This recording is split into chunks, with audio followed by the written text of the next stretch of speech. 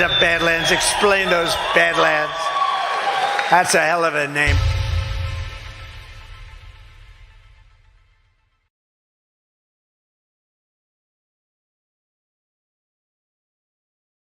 Skyrocketing inflation, endless war, $31 trillion in debt, $4.7 trillion in new proposed taxes. This government just won't stop. Now they're hiring thousands of new gun-carrying IRS agents in all 50 states. I wonder what for. The truth is, things could get a whole lot worse if you're not protected. That's why we've partnered with the top-rated precious metals company, Goldco. Goldco has helped people like you and me place over $1 billion in gold and silver. For those with retirement accounts, they're offering Vigilant News supporters up to $10,000 in free silver when opening a qualified IRA account. For cash buyers, you're going to love this. You can get bonus silver just for making a purchase. If you buy $15,000 worth of precious metals, you'll get $750 in bonus silver. If you buy $25,000, you'll get $1,250. This is your opportunity to protect yourself from our out-of-control corrupt government. Go to badlandsgold.com to learn how you can get started today. That's badlandsgold.com. You don't have privacy. We don't need to vaccinate you with nanobots. We use your phone to track everything you do and everyone you come in contact with. Technology has caught up with their vision of tracking their citizens. They consider your lifestyle to be their digital data. Your old iPhone? You just gave your 14-year-old to keep tabs on her? We're keeping tabs on her too. Introducing the Privacy Society phones. No tracking, no social media, and an anonymous app store with the top privacy apps. Sensitive conversations with friends, family, and business associates are as simple as a walk in the woods without the deep state getting in the middle of your inner circle. No Apple ID or Google account required. Stop feeding the algorithm. Your privacy is your individual liberty.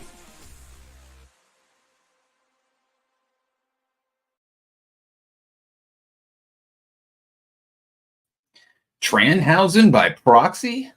That's the latest psychological disorder associated with parents who have personality disorders driving a surge in transgenderism in their children. It's a quite disturbing article. We'll get into some of that. What you got for us today, Ryan? Nikki Haley, is she the establishment GOP's last hope? I did I wouldn't say it's a deep dive, but kind of a column op-ed on Nikki Haley and the full weight of the donor class being now shifted from Ron DeSantis onto her.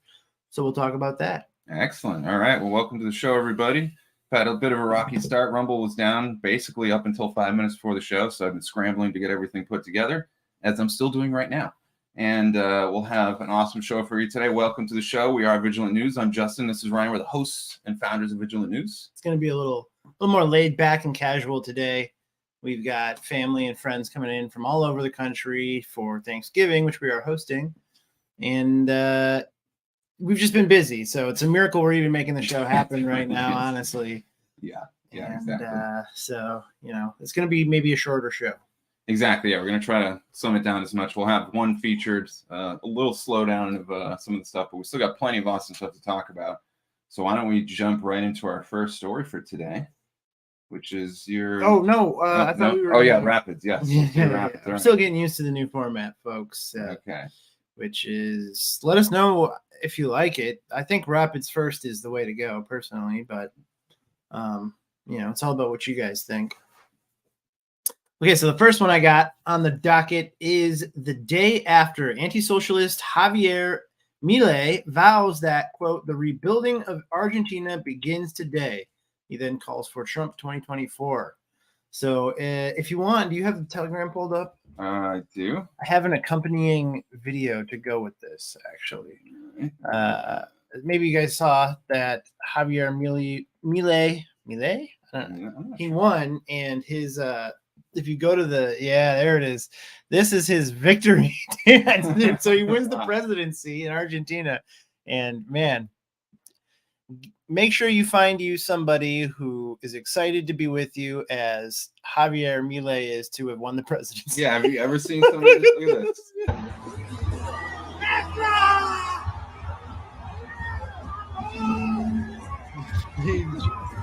Aaron. It's fun.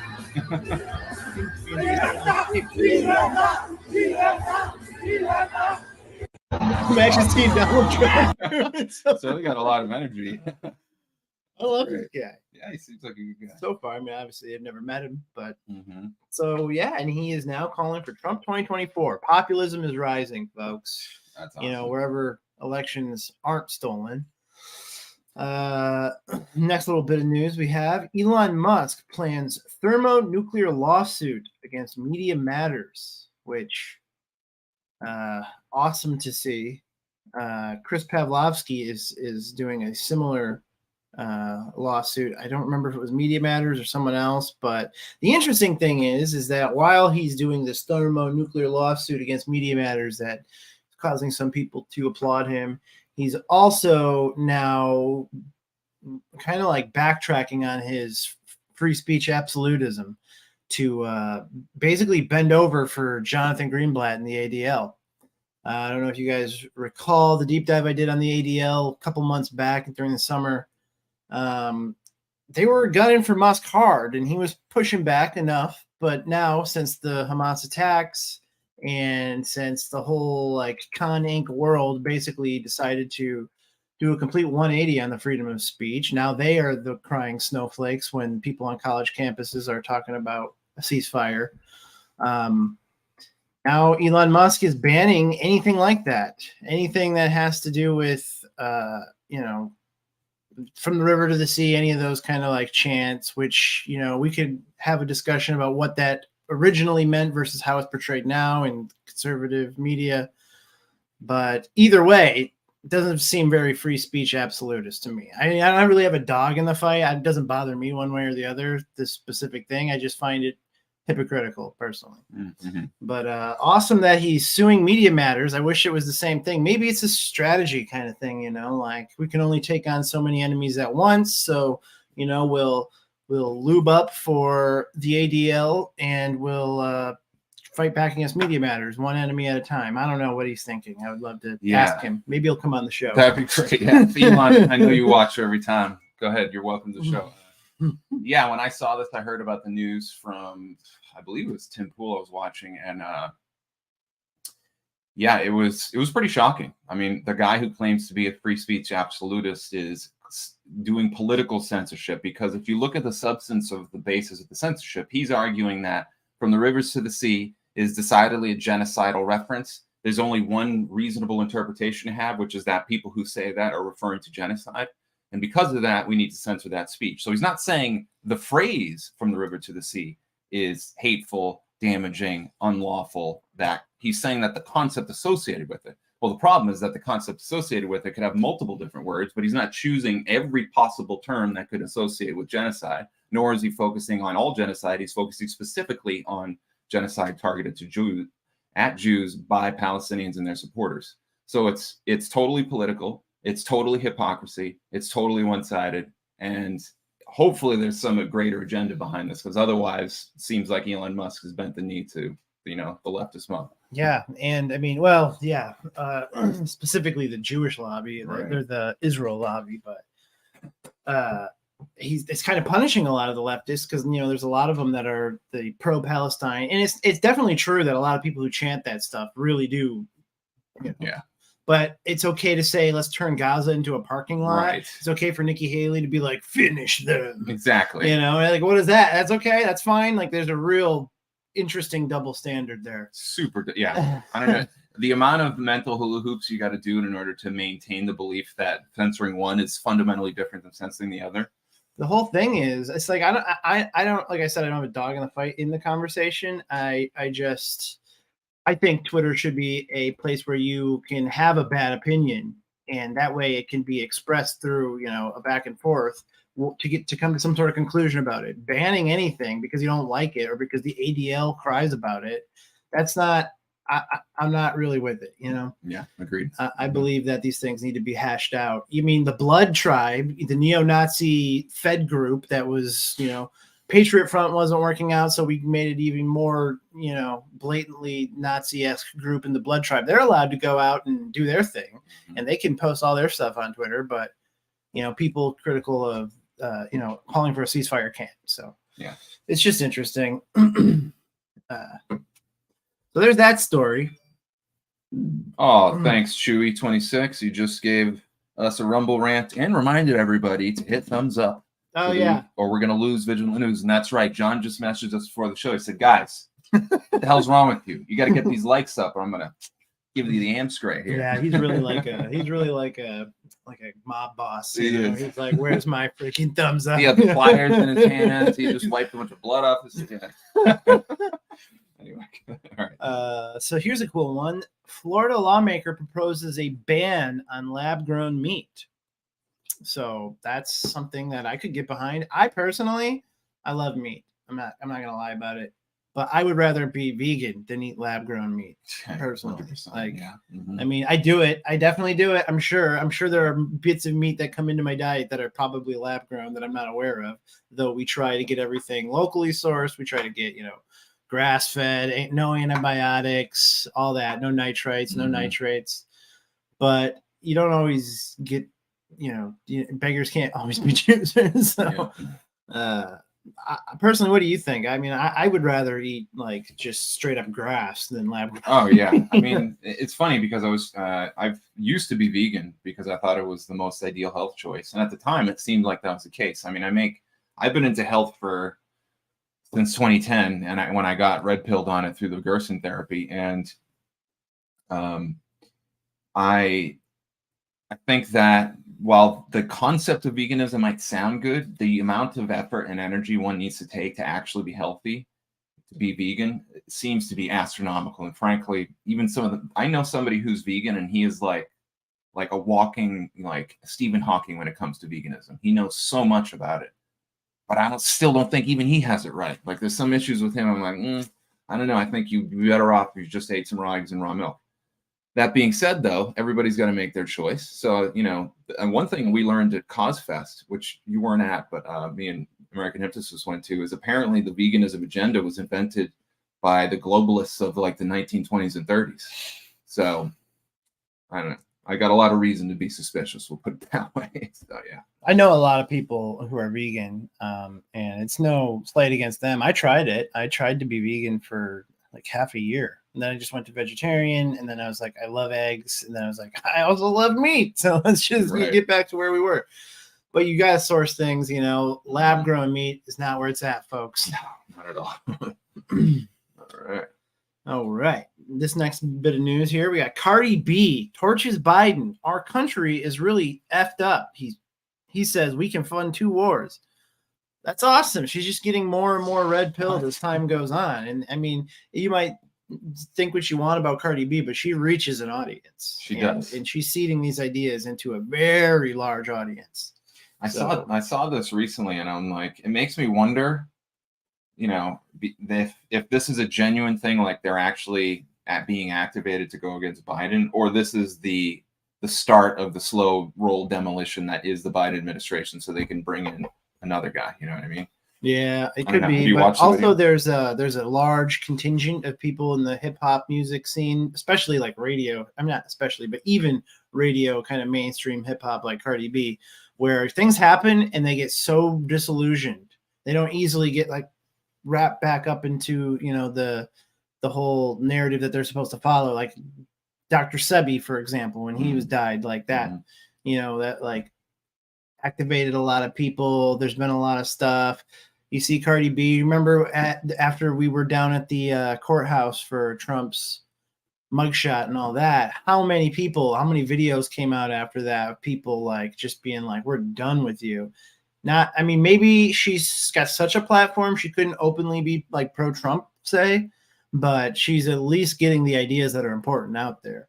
It could just be, let's get Biden out. Mm-hmm.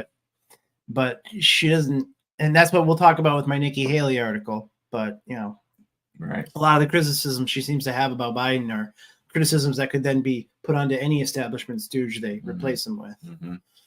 Have you seen the video yet? Yeah, we can play a little bit of it. I haven't seen it. I'm kind of curious. Angry bitch right now. Yeah. an angry ass bitch right now. Be a little bit of it though. I'm an angry bitch. Y'all need to get in here because I'm about to go off right now. Right now.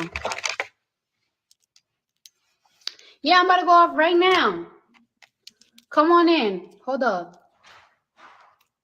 I think she probably is just waiting for people to She come is. into the Yeah, live. she's Exactly, like, because I don't have enough attention right now. I need more attention before I can say Yeah. anything. I'm speaking That's the what we truth. should do at the beginning of our show. Yeah, it's like, y'all need to come in. What the fuck?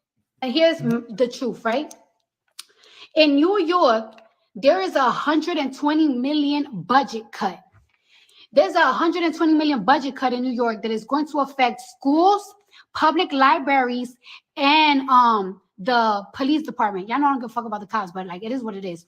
There's gonna be an $120 million budget cut with schools, with the libraries, and the cops and the police department, and a $5 million budget cut in sanitation.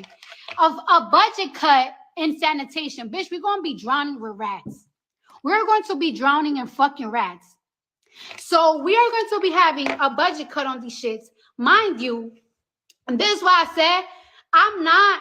This is what I'm telling y'all. I'm not this year. Don't fucking ask me. I don't give a fuck the resume that they send. I don't give a fuck. I'm not endorsing no fucking presidents no more. Cause how is there a $100 million budget cut in New York City for fucking schools, library, police safety, and sanitation? Yeah, Joe Biden's talking about like, yeah, we could fund 2 wars. We could fund 2 wars. Motherfuckers talking about we don't got it, but we got it. Like we're the greatest nation. No, the fuck we're not. We're going through some shit right now. Like say it. We're really going through. We really are fucked right now. Okay, so she's not the most eloquent orator in the world, but she's definitely like I think getting through to some people. She's speaking to a population for sure. And just one comment I have on that: the substance of her argument is basically that, hey, the government who's been my nanny for most of my life, who's been providing for my every need, is now going to cut the budget, and I don't like that. And if they're going to cut the budget in New York, and while they're funding these wars, that's not right. Well, the general concept, I think, is a little more nanny state socialism than I would personally like, but I think it's moving the ball down the court in the right way. So there you have it. Yeah. All right, what else we got? Next, we have horror. Helpless Georgia girl, this is really sad, stabbed multiple times at school, leaving her with life-altering injuries. A lawsuit alleges school did nothing to protect the victim and violated district policy. So we don't have to show all the grisly details, but it just goes to support this idea that more guns should be more readily available, and there should be more jobs created by people who are skilled with them to go protect schools. You know, I don't see why that's like such a hard thing to understand. You know, like okay, so we send all these people off. I knew a guy. I spent a lot of time with him in LA. He was a sniper. He killed hundreds of people over in Iraq and Afghanistan. Came back here and was like basically told, "Good luck. Go figure out what to do. You were made to be a killer. That's what you do. Now try to reacclimate to society and figure out what it is you can do." They don't have a lot of options with that skill set, you know, but they could if we just got creative and came up with ways that, you know, to reintegrate people like that into American society. They could be protecting schools, you know. Mm-hmm. It's so true. Yeah. And this is what happens when you have a disarmed population. They like to say, well, what do you need weapons for? Because that's what the police are for. That's what the military are for. We have all these amazing law enforcement. That's a lie. That as amazing as law enforcement is, the bottom line is that by the time that if you have the ability to call anybody, and if they happen to notice, then they're going to respond. And it could take 5, 10, 20, 30 minutes. And by the time they do finally respond, the damage has been done. I mean, I guarantee you that the damage inflicted upon this girl that has fundamentally altered her life happened in seconds. But it never would have happened if there was a well-armed population there to help defend her. E.g., her peers, like the boys around her, the men around her that could defend her. So exactly. Anyway, go ahead. Well, that's all I had. Cool. All right. So we got billions unaccounted for at 25 U.S. agencies. This is coming from Armstrong Economics, our good friend. Source we I'm trust. We tend to trust this guy. Yeah, he's phenomenal. I'm actually going to probably start getting his financial reports at some point. So there's that. More corruption coming out. This is nothing new, by the way, as many people know who watch our show. A lot of people who don't know, who do not watch our show. That's why people should be watching our show. Building 7 was housed thousands of financial records, and there was a massive audit happening. I believe it was at the Pentagon and several other subsidiary agencies and private entities that work with the Pentagon, and there was massive money laundering happening, and that all made it go away because all the documents, all the records got destroyed. Yeah, wasn't it like the day or a couple days before Donald Rumsfeld was like talking to Congress? I think it was literally like the day before. Like, yeah, there's all this money. What was it like? It was like an absurd amount of money. It was like 1.8 trillion or something like that. It was an astronomical. I mean, this is the thing. It's like our government is a massive grift machine. In this game, they've been playing for a long time, way before the United States existed. That's why they need private banks, because when private banks hook up with governments, what they do is they create a mechanism where they're constantly generating massive amounts of bloat so that the people in the government who go along with the scam get paid off, and then that advances the agenda of the global. It was 2.3 trillion. Apparently. Wow. Yeah, there you go. A lot of money. A lot of money. Speaking of banks and shady behavior, Dutch Central Bank admits it has prepared for a new gold standard. That's right, gold bugs everywhere. There is talk of a new gold standard. From what I'm hearing on both the good and bad side, the gold standard is something that's going to be coming down the pike. The globalists used the gold standard at the end of the Civil War and demonetized silver, and it created one of the most some historians think it was worse than the Great Depression. It lasted longer. It was called the Long Depression from 1873 to 1893, I believe. And it helped end the free banking era, because again, in another masterful stroke by the globalists and the propagandists, they blamed the problem not on the people who actually caused it, but the free banking era, and that then later, 10 years later, ushered in the Federal Reserve System. All right, must see. President Trump serves Thanksgiving dinner to Border Patrol agents in Texas. This kind of qualifies as good news. Yeah, I think he earned somebody's endorsement after that. Oh, nice. Some lawmaker, maybe. Oh, there he is. Okay, I was like, where is he? But he's right here. All right. So, is there a video? There is a video. Okay, let's take a look real quick. Oh, shit. Hold on 1 second, folks. Try it again. Look at that. Slinging up slop. Slinging it.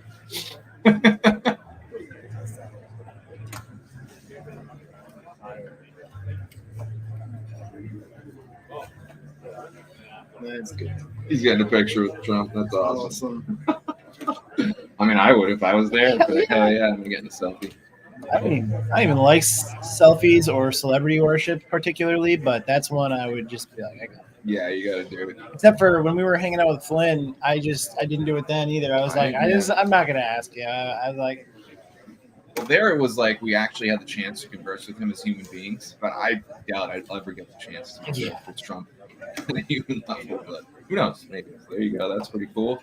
Trump doing solid for the boys in blue, or the Border Patrol, excuse me. All right, here we go. Leftist Bill Maher confronts racist Donna Brazil for intentionally mispronouncing Vivek Ramaswamy's name.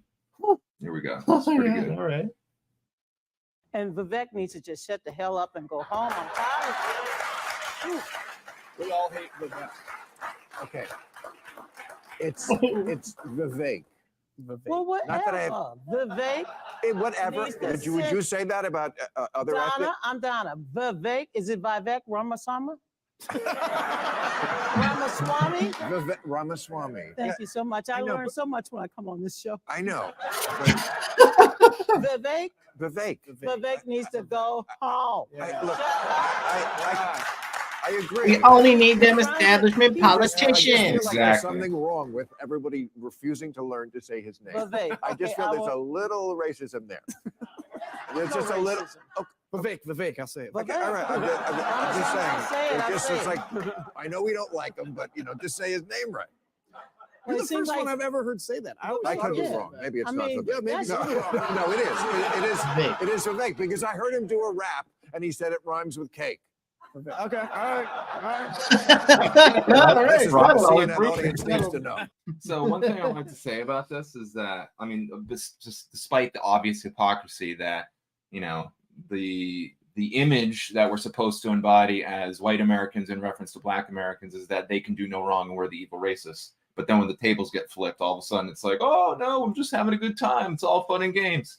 But then the one thing I wanted to mention is what is the substance? Donna Brazile, somebody who actively worked inside the DNC, who arguably should have more of a political opinion than he just needs to be quiet. He needs to go to bed. She's got nothing to say on the matter. She can't actually offer up any substantive point. It invalidates his claim to, you know, the presidency or trying to run. Now, I'm not necessarily saying we should have Vivek in there, but if you look at the substance of what he said in relation to all the other neocon candidates, he clearly had the better position objectively. Again, separating whether you want him or not. I want Donald Trump, obviously. So the fact that the best horse in this VP race, to put it that way, they have nothing on him. All they can do is make fun of him like little grubby peanut flingers from the audience stand. That should tell you a lot about what they're really working with and what the substance of whatever campaign is going to be rolled out here. All right, this is what Vivek had to say in response to that video. I wonder what they do if a white Republican intentionally mispronounced Donna's name and then told her to return home. Yep, that's what I want. Oh, yeah, that wouldn't go so well.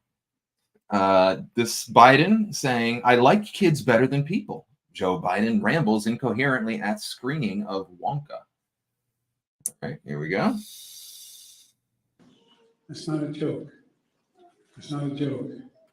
For the year Bo was in Iraq, and before that in Kosovo, I watched Jill. Every morning she'd get up and be drinking her coffee over the sink and saying a prayer, a silent prayer every day. So I just want you to know, you're the heart and soul of this country. I mean, that's not hyperbole. You really are. So you should be proud of your mommies and daddies. We're proud of all of you. And I want to assure you one thing. I hope I've demonstrated it so far. We always have your back. We'll always have your back. And by the way, I like kids better than people. I wish I could stay and watch Wonka with you, but I'm not going to get to do that. But anyway, have a good time. Thank you for your service from the bottom of my heart. Really. Happy Thanksgiving. See you all. All right, there you go. There's the pedo in chief.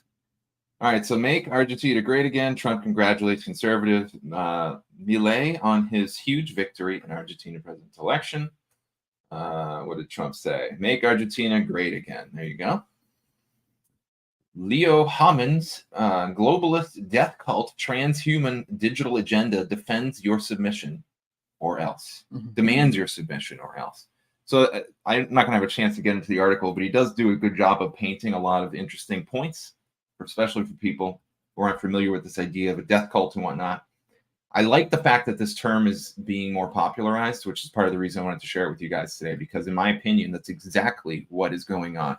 We have a death cult that managed to basically hijack our culture through parasitic infiltration means that it has been using for a very long time. I actually have, it's funny because I have basically an entire Substack written about the death cult and its agenda and how it works and things like this. And I haven't posted it yet, but then this article came out. So I was like, oh, that's interesting. So there you go.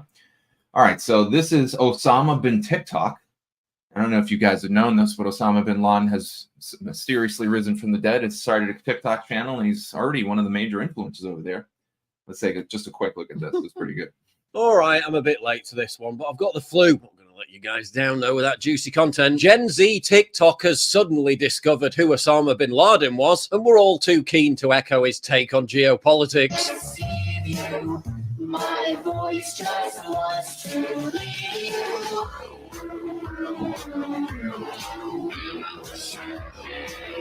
Specifically, the letter to America that bin Laden wrote reportedly as an explanation as to why he planned 9/11. Oh my God. So I just read a letter to America, and I will never look at life the same. I will never look at this country the same. Yeah, you might want to expose yourself to a broader canvas of opinion first, love. I need you to do stop what you're doing right now and go read. It's literally 2 pages. Go read A Letter to America.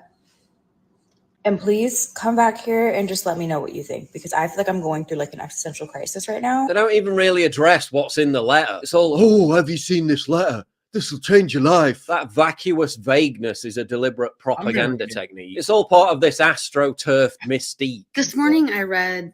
All right, so that goes on. I'll post the video in the chat for you guys if you want to watch. It's pretty funny. He does a great job of ripping into him, and only Paul Joseph Watson can do.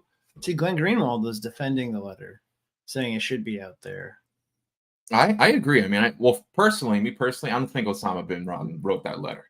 I haven't read it, so I don't know. I listened to portions of it. And I haven't read it myself either. I've heard various clips of it. The reason that it red flags is because if you were trying to hype up the Islamic world, especially the Islamic radical right, if we want to use that terminology, to create a polarizing force to then combat Americans and the West so that we would become radicalized, you got a perfect piece of propaganda there. Plus, he's talking about climate change and how we don't doing enough about climate change. As far as I understand, I might be wrong on that.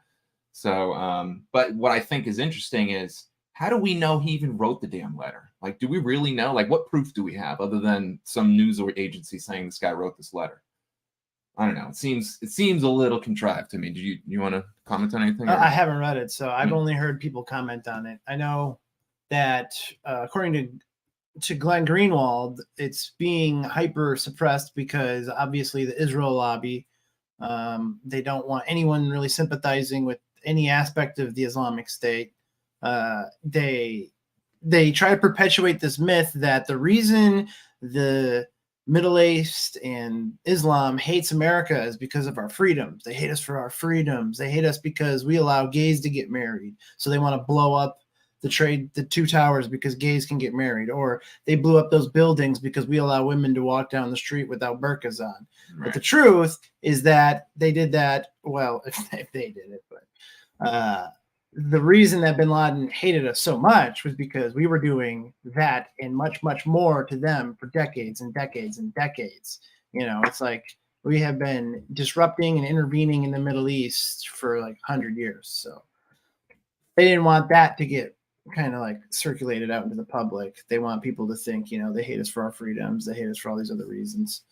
That was that's what I heard, but I haven't actually read the letter. So I feel like I can't comment on it yet, but I'd like to read it. Unfortunately, The Guardian took it down. Mm-hmm. So it's like, I think it was up there for years too. I think it was up there for like 20 years. It was, yeah. And now they took it down because, you know, the Jews. And the apparently TikTok has banned not only the letter itself, but anyone who's talking about the letter or speaking about it. That far apparently. That's what Glenn Greenwald was saying the other day on Friday. So yeah, it's a whole contentious issue. I mean, again, this is my personal take. You can take it for what it's worth. I think it's a piece of propaganda that has not aged well, and they're trying to get ahead of the curve on this thing, which is very interesting because it seems like, in my opinion, that we have had the whole Israel-Palestine buildup has been that whole psyop has been worked for like 20 or 70 years now. And that itself was just the latest iteration on this Israel versus the world concept that's been going back hundreds, if not thousands of years. Yeah, remember that video we played a few months back where it was just like all of the wars and conflicts over that land? What was that? It was like a cartoon. There was a song playing in the background. Yeah, it was that's constant great. Slaughter, and it was showing. I think that Israel, that area, has switched hands between one warring force against another. I think something like 3 or 4 dozen times in the last 3,000 years, something like that. Yeah, it has. It's crazy. And of all those, Israel and Palestine are just two forces that have fought over it for time immemorial. Exactly. So here we got American thinker: why governments have replaced God with global warming.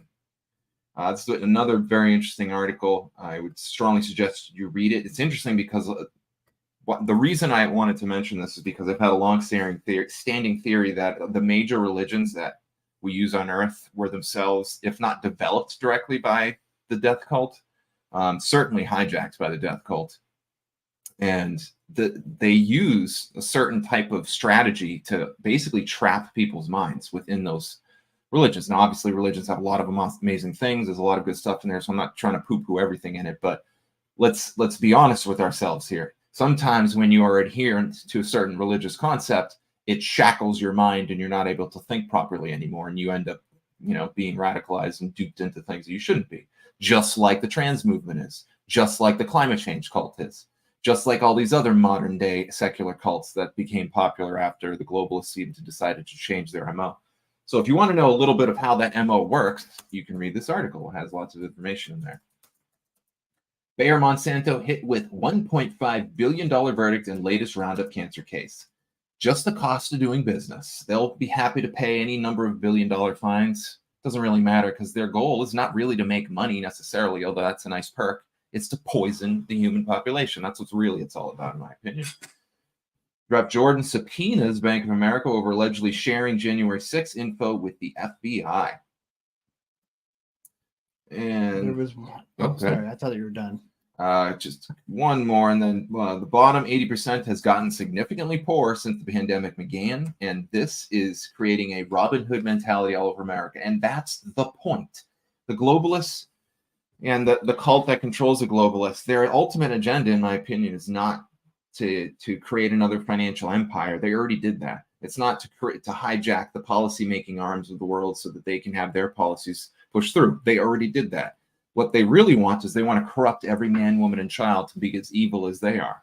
And they are masters at doing that a lot. And when you think about what's happening from that perspective, it explains way more of what we're seeing, at least in my opinion. So I think this is a good example of that. They are tightening the grip on people. Remember, this is all a rollout for this Great Reset. So right now we're in the pain part of the Great Reset. Just like before 1933, and we saw all these financial systems coming online and the socialist state giving its emergence. What did we have beforehand? We had the stock market crash and we had the Great Depression. What did we have before the Federal Reserve came into place? We had the Panic of 1907, and preceding that, 20 years of some of the worst depression in American history. So we're having a reboot of that same model, the same MO. You starve people, you get them desperate, you make them freaking out, you get them all traumatized, and then you drop your solution in when they're at the most, irrational, something like that. All right, so that is the rapids for today. One last little bit of news to cover. I meant to throw this in the stuff, but I didn't. Okay. BRICS is going to be holding an emergency meeting, I think tomorrow, about Gaza and Palestine, the whole Israel situation. So I think whatever happens during that, you could just type in BRICS news. It's probably going to be the top things, like top stories. Yeah, okay. Whatever happens there, I'm sure is going to reverberate out throughout the whole world, because really what a lot of these wars are, Ukraine and Russia, there's layers to them, right? Like there is a local conflict, then there's the greater proxy war conflict, and then beyond that, there's like the big things that are really kind of coming at each other through Ukraine, sending these people to die for a cause that is way beyond that local region, and that is NATO versus BRICS, and that's like the big war that's really happening among all of the other more like shadowy stuff, like the deep state versus these white hats, etc. But I think whatever happens in this emergency meeting is going to have a lot of an effect. I also, when I was looking for this article, I found that Argentina, we know that Javier Milei won. He is going to be rejecting the invitation to join BRICS. He apparently he called Russia and China assassin governments, and he even said that I think they're going to replace the peso with the U.S. dollar. So he's backing the United States, and I think what he's really backing is a Donald Trump presidency. That feels right, yeah. Because Donald Trump, he's not going to want to go to some sort of CBDC. He's going to want to make the dollar strong, all that. I'm no economist. I defer to Martin Armstrong and all of those kind of things, but I think there's some significance there that's worth digging into. Mm-hmm. All right, excellent. Oh, I'm just kidding around. The soaring sparrow, no worries. What happened? He's like, don't forget, you also have to inject the scapegoat in for suffering. And I'm assuming he was referring to like the religious mind control that we were talking about earlier, something like that. And I was like, oh my God, good point. Shame on us. He's like, no shame intended. Love you guys. Yeah. Sometimes playful sarcasm can come off. It doesn't translate well in text message. Yeah. I've had that with a girlfriend in the past. Mm-hmm. So whoopsie daisy. All right. So before we move on to our next story, let's hear from one of our amazing sponsors. You asked and we listened. We've taken your suggestions and we've made our already amazing Percale bed sheets even better. As a thank you, we're bringing these to you for as low as $24.98 with your promo code. And our new line of Percale bed sheets include everything you loved about our original sheets. Lightweight, durable, breathable, and they sleep cool and crisp. But now, because of you, they're made with 100% long staple cotton and the highest thread count to date. These sheets are softer and more durable than ever before. Plus, they come in all these new colors and styles. And you'll be getting 5-star luxury sheets delivered directly to your front door for as low as $24.98. Not only that, they come with our 10-year warranty and the 60-day money-back guarantee. So go to mypillow.com or call the number on your screen now. Use your promo code to save 50% or more. That's as low as $24.98. This introductory offer won't last long, so please order now. All right. Did you misgender the Soaring Sparrow? I did. I'm so sorry, Soaring Sparrow. I think you'd know better. I know, right? I should have detected the gender clearly in the name there. All right, so let's move on to our features for today. You want me to go first, or you want to? Either way. You want to go first, or I have it pulled up here somewhere. My computer just moves like a snail's pace sometimes. So, my feature is going to actually be the article I wrote for Badlands that was published just hours ago. The title being Nikki Haley, the establishment GOP's last hope. I believe that might be the case. I wrote this article because I'm trying to imagine what the hell the deep political establishment is going to do about the situation they find themselves in. It's obvious that they're not just, to me at least, it seems that they're not just going to rely on stealing another election in the exact same way they did previously. Now that more people are aware of it, or there's going to be a lot more scrutiny than there was previously. I don't think that's their number one plan. I think that's still in the cards for sure, but they want to do something different if they can, because that could just blow up in their face now. Everyone's had time to plan for it. White hats are expecting it, all that. So what are they going to do? And I think Nikki Haley might be one option for them. Justin and I were watching the debate the week before last now. And the response from the audience, which remember, the audience in these debates are the donor class. So, the average Joe watching at home thinks, especially the ones who just don't really know what they think about the issues, they watch these debates, they kind of subconsciously gauge the audience's reaction to whatever the candidates are saying. Of course, the spin doctors, who are the moderators. And all that kind of, to the undiscerning, kind of plays a role in shaping their opinion. But most people don't realize that it is the donor class that's in those seats. And they don't necessarily have the same interests that you, the average Joe, have. So I think we were watching the debates. Nikki Haley is a shameless establishment neocon. Like, she makes no bounds about it, especially if you watch the debates and any of her TV appearances. Since she makes it very clear that she wants to level Gaza, that she's going to support that kind of thing. Picture of her is crazy. Yeah, I used the AI image generator for the always without fail. It turns out well. I love it because all the AI images have like a very it's almost like cartoony, not quite right, disturbing look to them, and it works perfectly for these kind of things. So. Yeah, it worked well with Bernie Sanders, with Victoria Nuland. So, Sammy's back. I was gonna ask the audience where Sammy's been, if anyone's seen him lately. What's up, buddy? He is the man himself. We were talking about beef earlier, Sammy. Okay, so I want to preface this by saying I don't think this ploy is really going to work. It's worth exploring, though. So the last traditional election that we saw, traditional in the sense that it was the last of this two sides of the same coin brand of election that the American people really got used to over the last several decades since I was born, for sure. That was the Obama versus Romney election of 2012. Since then, Donald Trump came on the scene, and the way we do politics was pretty much forever changed. Or maybe not forever. I guess time will tell. But ever since, politics has been changed. We actually, instead of kabuki theater like we usually have, we have actual factions pitted against one another, really truly having a competitive election. In the past, it was like a boxing prize fight where both these fighters feign a hatred or dislike for each other when they're weighing in, and then behind closed doors it's all smoking cigars and slapping ass, and they're really friends, just like Al Gore, Bill Clinton, like all of these different establishment stooges. Since Donald Trump came around, it's been a whole nother story. I think they really want to bring us back to the elections of yore. So as per the article, the big international string pullers of the Western hegemon, those who've long utilized the United States and its military to be the big stick affecting regime change and inserting itself into foreign conflicts, are desperate to steal back the Republican Party from the America First contingent.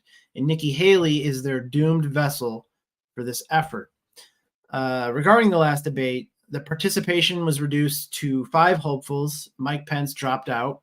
Donald Trump once again did not attend because why would he? His numbers just seem to continue to rise when he doesn't show up.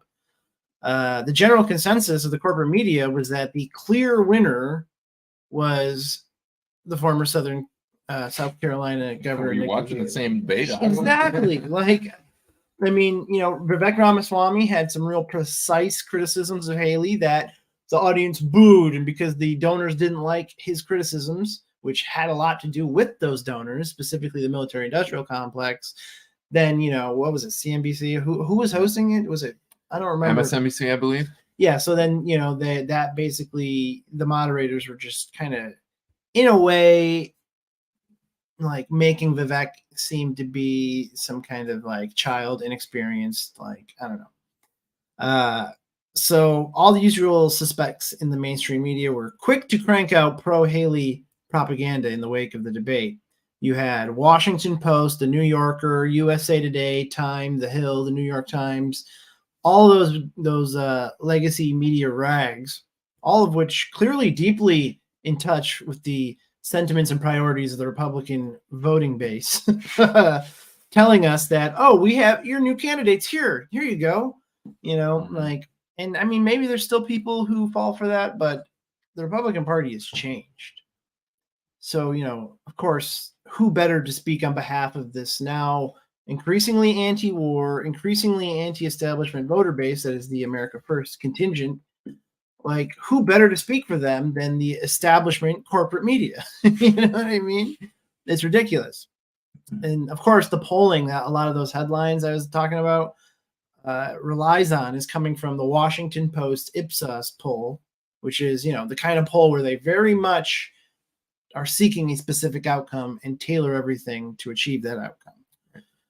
So as I read some of the puff pieces about Haley in the mainstream media, I noticed they kept calling her an expert in national security and foreign policy. And I couldn't help but wonder, what is their criteria for labeling someone that way? Mostly because the articles wouldn't really say exactly what makes her an expert in those areas. It appears as though, at least from my perspective, that to become a foreign policy expert, all you got to do is support the U.S. involvement in foreign wars, whenever and wherever they emerge. And Nikki Haley seems to be custom designed for this role. So it's the same reason the media adored John McCain. They don't want populist candidates. They want diehard supporters of the military-industrial complex. So throughout the debate, you could hear the audience's, thunderous applause for Haley, as well as the obvious contempt they have for Vivek. Rumus Mumi or whatever. Yeah, I have to ask down in Brazil. The audience reaction kind of serves as an indicator, to the uninformed. So it was so obvious watching that debate. We had fun doing it, although it was the only debate I actually watched so far of the Republican primaries. I kind of wanted to switch back to because there was a Trump speech happening concurrently with it. And yeah, so of course the audience is the donors, and the donors have spoken. Nikki Haley is the establishment pick now. So where do her allegiances lie? Why is she the choice? I mean, Ron DeSantis is clearly kind of torpedoing his own campaign. At least that's what it seems like to me. I mean, he could just, instead of ruining everything with the way he reacts to stuff, he could have just said nothing and probably be polling better right now. But if they're going to be behind Haley, we need to know where her allegiances lie. So the answers I found were the kind of policies, this is why they're behind her, is the kind of policies and agendas she has already made very clear that she's intending to push should she get into the White House. So first of all, there's this question of her wealth. So she was ambassador to the UN for the United States under the Trump administration, and she resigned from that post to go into the private sector, she said in her resignation letter. So what did she do? She was in dire financial trouble reportedly when she left, with virtually no assets or investments other than a bank account with less than $15,000 in 2017, over $1 million in debt. But in just a few short years, she managed to completely turn it all around, and is often the case with politicians with establishment ties. The Dianne Feinsteins, the Nancy Pelosi's of the world, who, they're only supposed to be getting paid, a little bit over $1,000 or $100,000 a year, but they often, in no time, accumulate and amass millions and millions of dollars. This is the case with Nikki Haley, which to me signifies bought and paid for establishment's stooge. I mean, it gets deeper. We can get into the details. So in a Substack I found from American journalist Lee Fang, who works over at The Intercept, he says, quote, over the last year, Haley and her husband reported a vast investment stock portfolio, $12 million in income. That's just the stocks. Along the way, Haley became wealthy in large part from her ties to a network of defense interests and hawkish advocacy organizations tied to the U.S. and Israeli intelligence officials. In one of her first reported private sector jobs after leaving her last government post, Haley joined the board of Boeing, which Vivek drew attention to in the debates, a defense contractor, a position that paid around $300,000 a year in cash and stock. I'm sure she was making hard decisions and doing a lot of great work at Boeing. Well, what was really the case is they're just throwing her money. So when she makes this eventual bid for president, she's going to do what they dictate and back the agendas that they want. That's what happens when they put you on the board of something. Like they put Hunter Biden on the board of Burisma. It's like a favor. You're on the board. You're not really doing any work, but it's an excuse for them to give you money to kind of manipulate you. So another indicator that Haley is just another establishment tool emerged as the result of a recent blunder she made while on Fox News. If you pull up the article, there's a couple clips. So, Haley, maybe she was emboldened, feeling herself while appearing on this Rupert Murdoch atrocious network, brazenly called for social media platforms to require all users to undergo a verification process. And she even went so far as to call for a ban on all anonymous accounts. Let's play that clip. All right. When I get into office, the first thing we have to do, social media accounts, social media companies, they have to show America their algorithms. Let us see why they're pushing what they're pushing. The second thing is every person on social media should be verified by their name.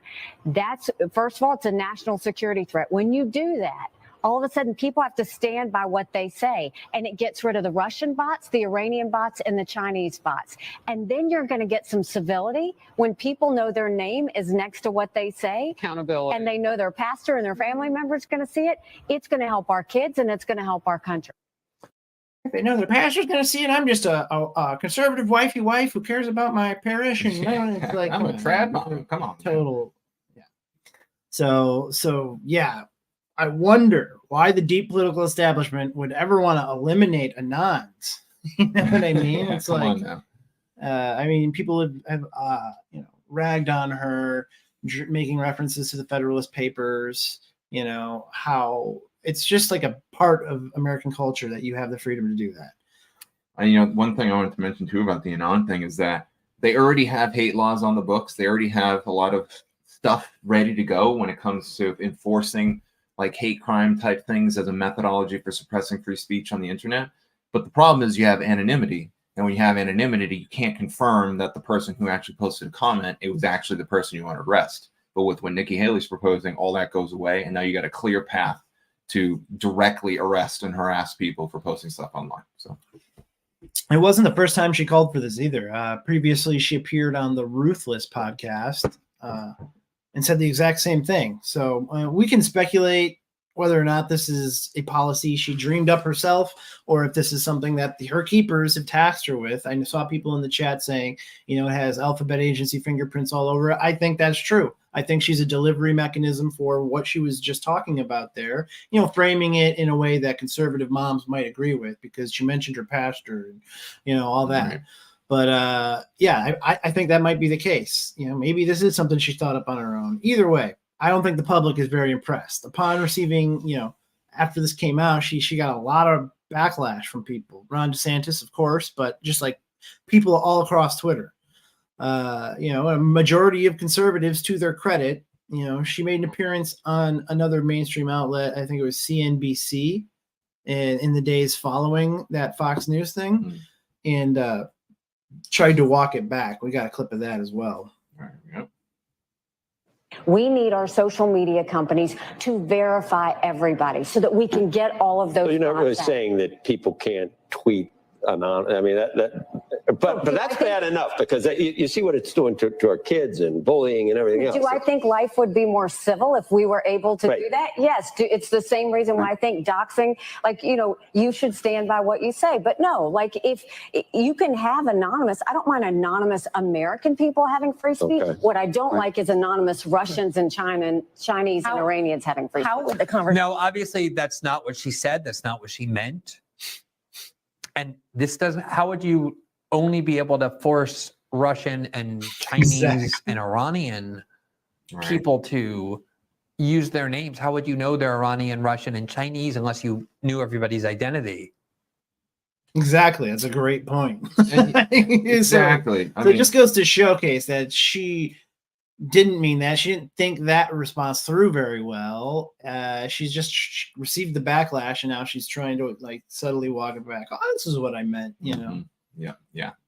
And it's like it's an issue that if you've never actually used the internet, it sounds reasonable to you. It's like if you're an out of touch boomer or old person or somebody who doesn't use the internet, and you read a New York Times article about how awful bullying is and how many people have mental health issues because of it.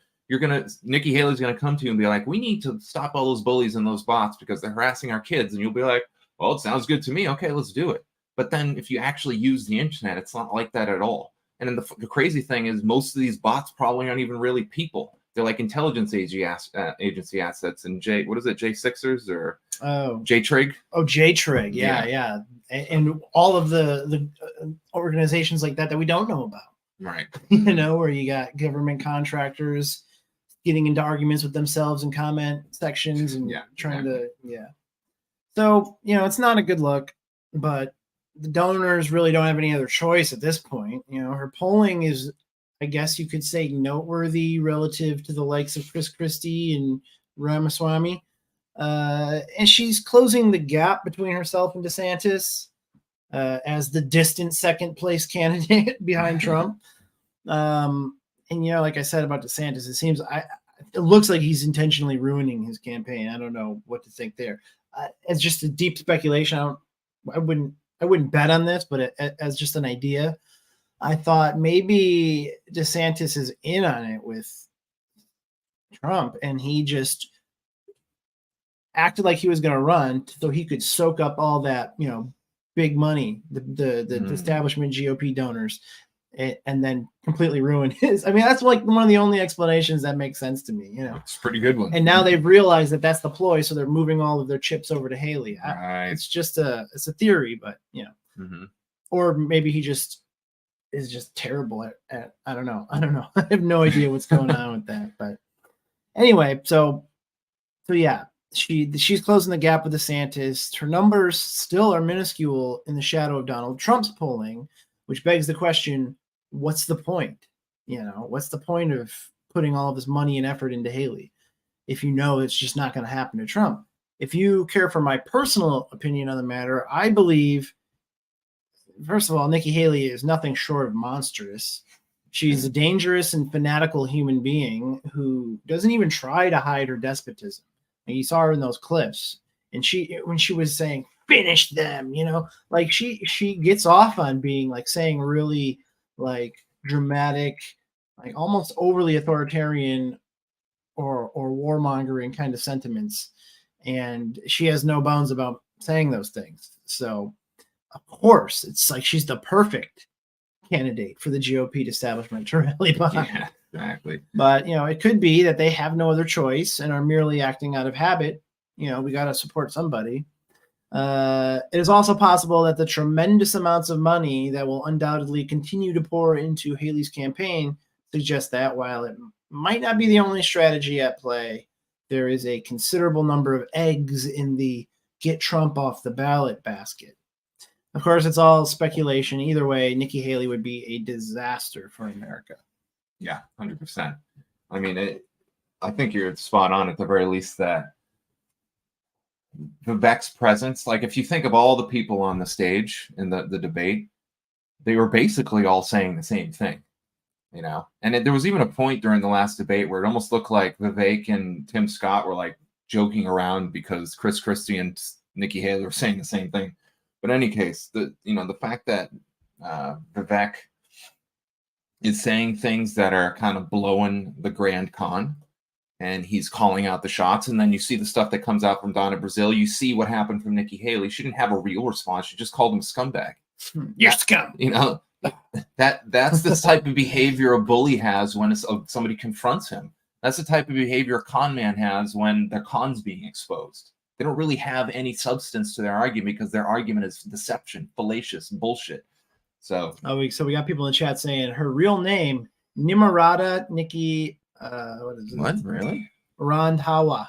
Randhawa. All right, hold on. I gotta look at this. Nikki. If you go to the Wikipedia, it says that is her name on there. And then what was it? Somebody also said in Sanskrit it means.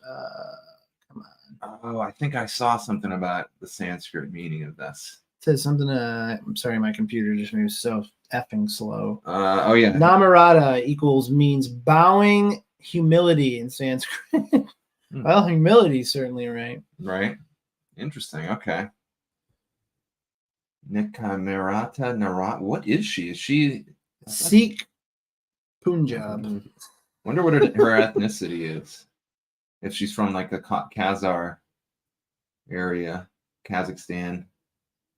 She's kind of got that look to her now. That the more I think I'm looking at her she's more. got like 90% war pig DNA. Yeah, that's right. Okay. All right. Well, there you have it, ladies and gentlemen. Nikki Haley, the latest neocon stooge they're propping up to be your next president. But not if we have anything to say about it. That's right. All right. Let's get into this next article here. This is pretty disturbing, but it's also finally a breath of fresh air when it comes to the truth, in my opinion, anyway. And this is the tip of an iceberg of a way, way bigger issue. Just to let some background, I run a charity that we recently founded called the Charles Whitfield Charity for Healing the Child Within. Ryan's a board member. And we're going to be rolling out some pretty amazing stuff in the coming months and years here. And one of the things that Dr. Charles Whitfield identified is how easy it is to screw up your kids with the way you raise them. And the cabal have absolutely taken advantage of that and they've used it in ways that are frankly like horrific and psychopathic.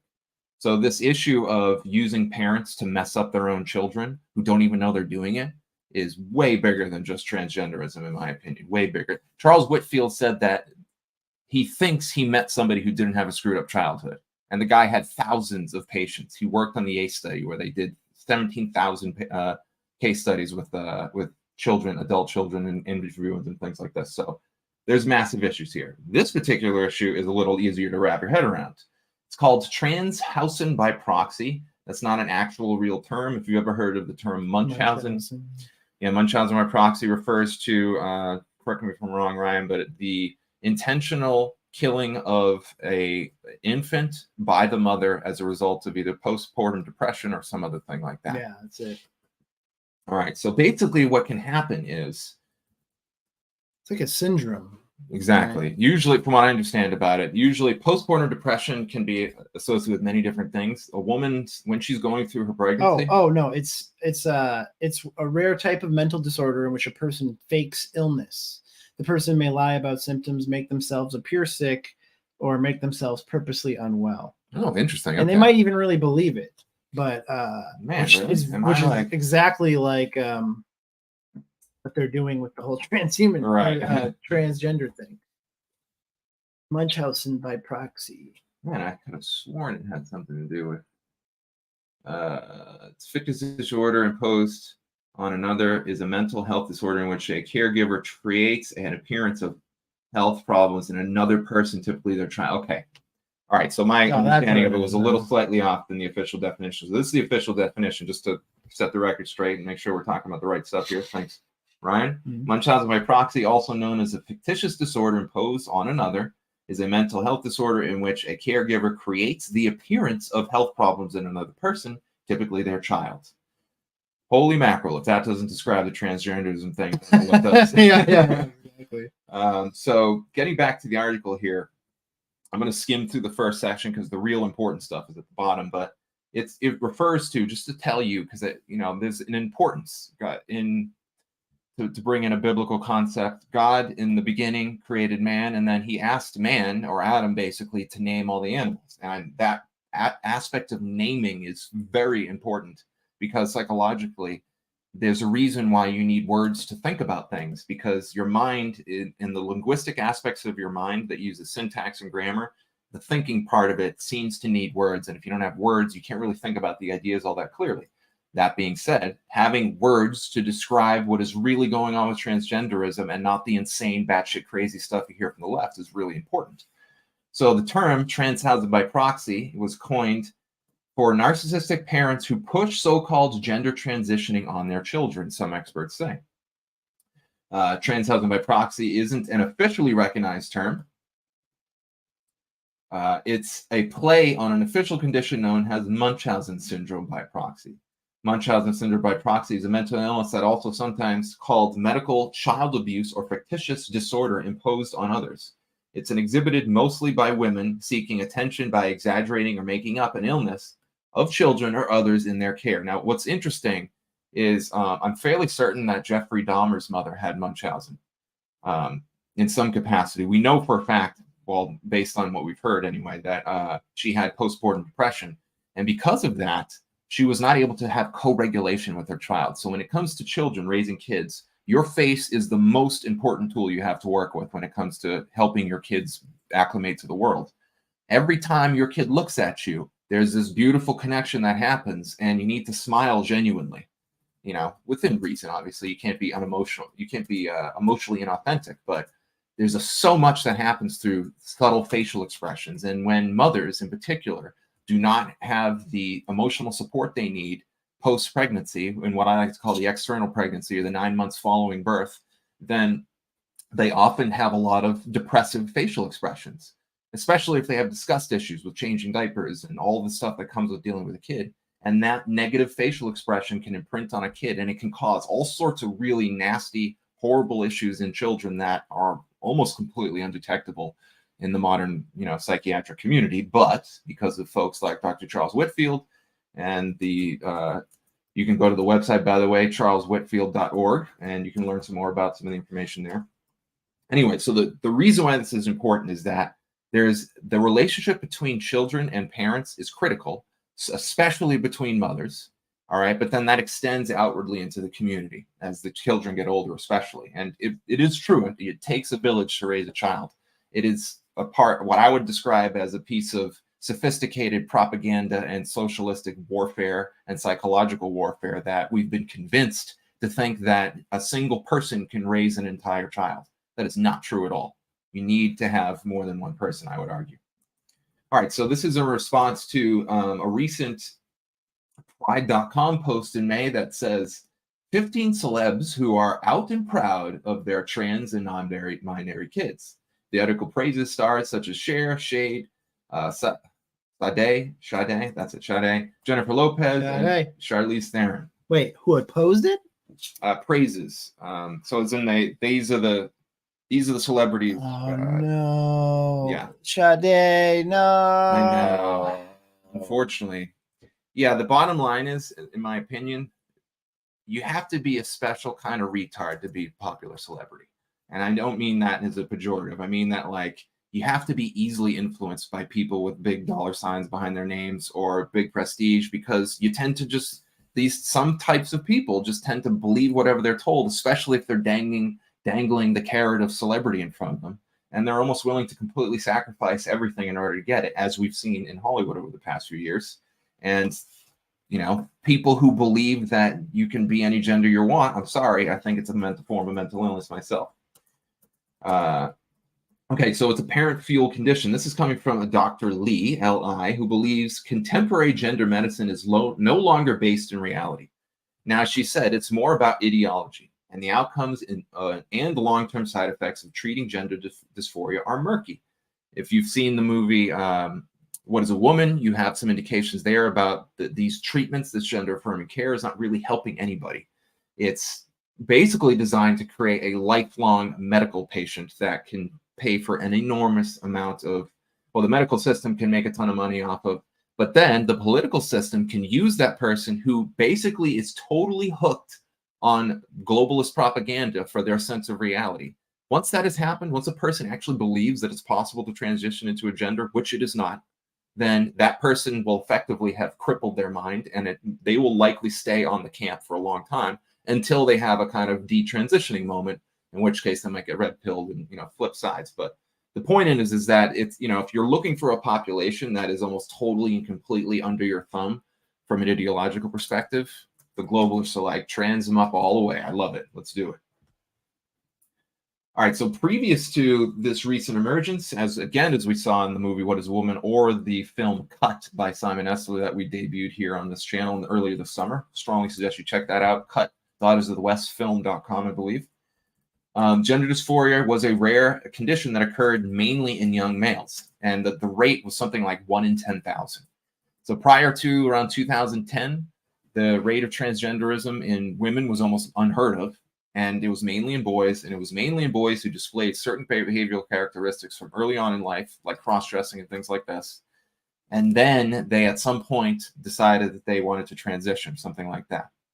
Well, after this, it's the whole condition is flipped. Now it's mainly girls who are transitioning, and they are spontaneously, as a result of often interacting with their friends in schools and the propaganda machine, deciding to transition their gender. So Dr. Lee now, in some cases, sees another force at work: parents with personality disorders. Mm-hmm.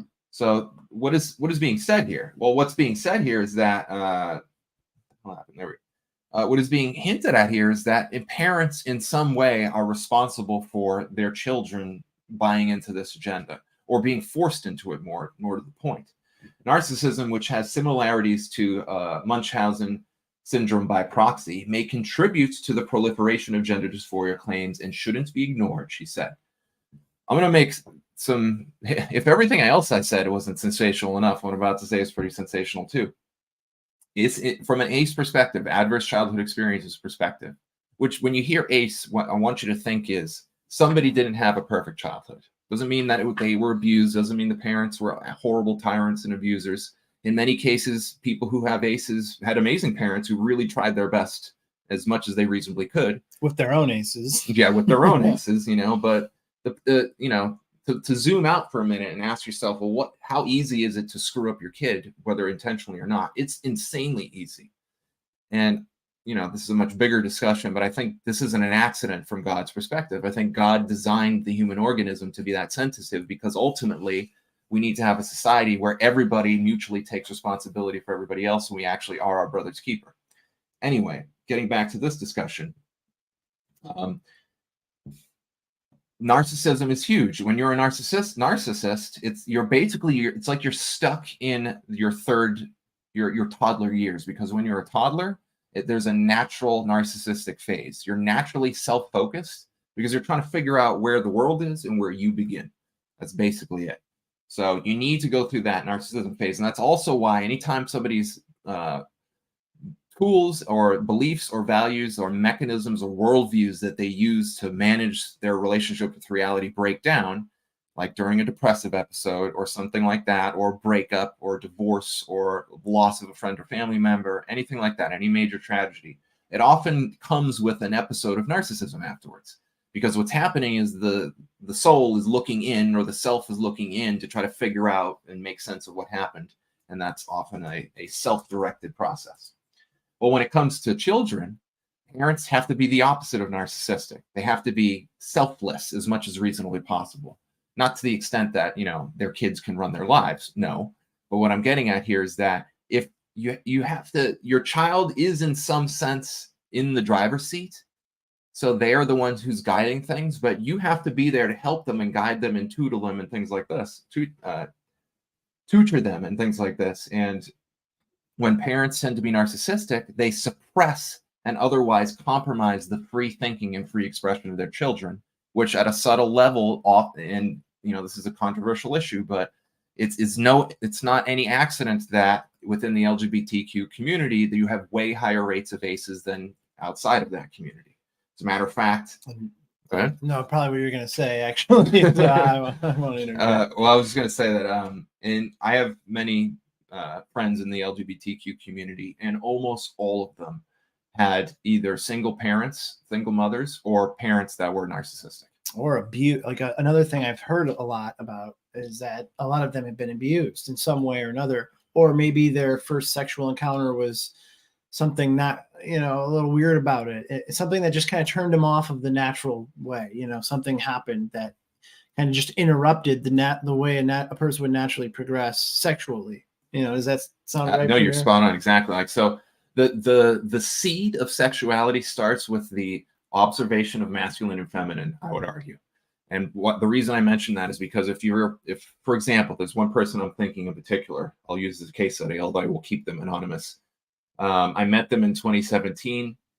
They were like 20, 21, had always been gay.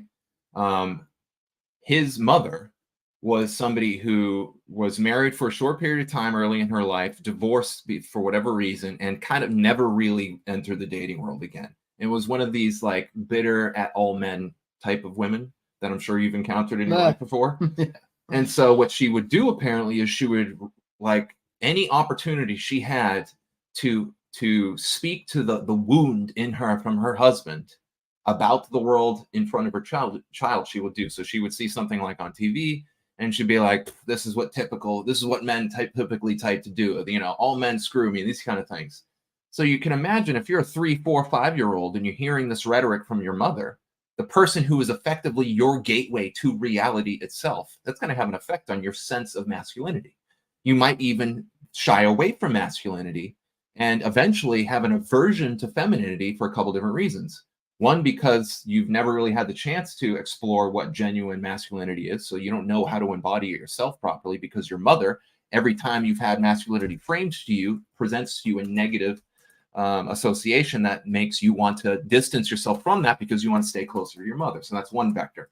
The other vector is at a subconscious level, this young man, 21-year-old man, likely the thought of dating a woman means what? His only experience with women is through this woman who's been hating on men his entire life and has kind of been a nasty, unpleasing, unable to be managed properly or let's say, narcissistic woman. And as a result, at a deep subconscious level, he's like, I don't want to deal with that. If that's what dating women means, I'm just going to not even bother. Now, it sounds kind of silly to say it that way, but in my conversations with him, that's basically his sentiment. He thought that women were not only not attractive, but also unreasonable, unpleasable, deceptive, manipulative. Was he speaking about women, or was he speaking about his mother?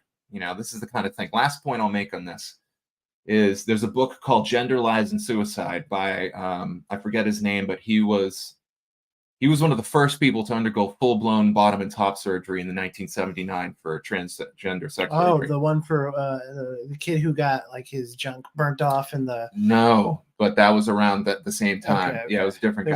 There was a kid who during the circumcision process got his genitals just.